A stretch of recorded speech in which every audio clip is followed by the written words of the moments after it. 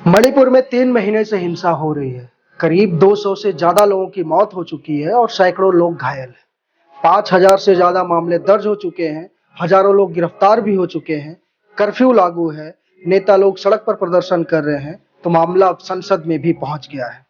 प्रधानमंत्री नरेंद्र मोदी ने संसद के मानसून सत्र से पहले इस पर बयान दिया है, लेकिन अब तक उनकी चुप्पी पर सवाल उठते रहे। मणिपुर में क्या हो रहा है, क्यों हिंसा हो रही है, ये तभी जान पाएंगे जब पता चलेगा कि ये झगड़ा किस बात का है, किन लोगों के बीच है और अभी हिंसा चरम पर क्यों पहुंची है। मणिपुर का सारा बवाल सिर्फ 2 संख्याओं में छिपा है। ये संख्याएं हैं 10 और 90। हो सकता है कि इससे आप कुछ समझ ना पाए हो, लेकिन इन 2 संख्याओं के पीछे आंकड़ों का सारा खेल छुपा है और मणिपुर हिंसा से जुड़ी हर बात छिपी है।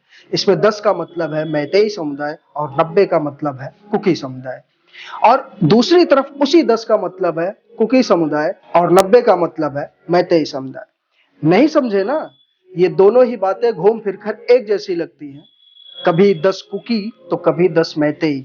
ऐसे में ये समझ लीजिए कि कुकी समुदाय की जनसंख्या 10% है, तो उनके पास मणिपुर में 90% जमीन है, और आबादी में 90% होने के बावजूद मैतेई आबादी राज्य के सिर्फ 10% हिस्से में है। ये मोटा मोटा अनुमान है।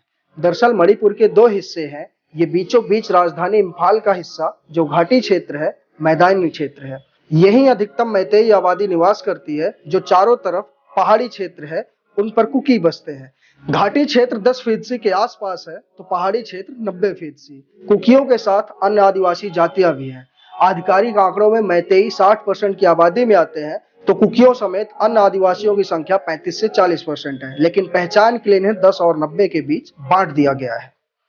इस मामले में हाईकोर्ट में सुनवाई चल रही थी। हाईकोर्ट के दखल के बाद मैतेई समुदाय को आदिवासी दर्जा यानी एसटी का दर्जा दे दिया गया, जिन्हें शेड्यूल्ड ट्राइब्स कहते हैं। इसी के बाद मणिपुर में हिंसा भड़क उठी। कुकी लोगों का आरोप है कि पहले से ही अमीर मैतेई समुदाय पहाड़ों पर भी कब्जा कर लेगा, उनके लिए कुछ बचेगा ही नहीं। वहीं मैतेई समुदाय का कहना है कि वो भी आदिवासी हैं और ये उनकी पहचान से जुड़ा मामला है। हालांकि इसमें धर्म वाला एंगल भी है। कुकी समुदाय ईसाई धर्म को मानने वाली है, तो मैतेई अधिकतम हिंदू है। वैसे संख्याओं के इस खेल को हम दूसरे वीडियो में डिकोड करेंगे। फिलहाल बात करते हैं मणिपुर में मची तबाही की। इस समय मणिपुर में ऐसी तबाही मची है कि अब तक 50,000 से ज्यादा लोग बेघर बार हो गए हैं। पहाड़ों से मैदानों की ओर और मैदानों से पहाड़ों की ओर गोलीबारी हो रही है।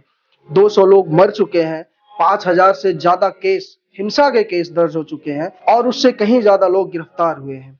गृह मंत्री अमित शाह कई बैठकें कर चुके हैं, लेकिन राजनीतिक गतिरोधों के चलते कोई नतीजा नहीं निकल पाया है। कुछ की मांग है कि सीएम एन वीरेंद्र सिंह को इस्तीफा दे देना चाहिए, तो वीरेंद्र सिंह इस्तीफा ना देने पर अड़े हैं। ये हिंसा, ये राजनीति सब कुछ चल रही थी, लेकिन पूरे देश में थोड़ी बहुत सुगबुगाहट के अलावा खास चर्चा नहीं हो रही थी। लेकिन इसी मामले से जुड़ा एक वीडियो पिछले 1-2 दिनों से सोशल मीडिया पर काफी तेजी से वायरल हुआ, जिसमें 2 महिलाओं को निर्वस्त्र कर उनकी परेड निकाली गई। फिर हिंदुस्तानियों का भी खून खौला है। कार्रवाई की मांग जोर पकड़ रही है।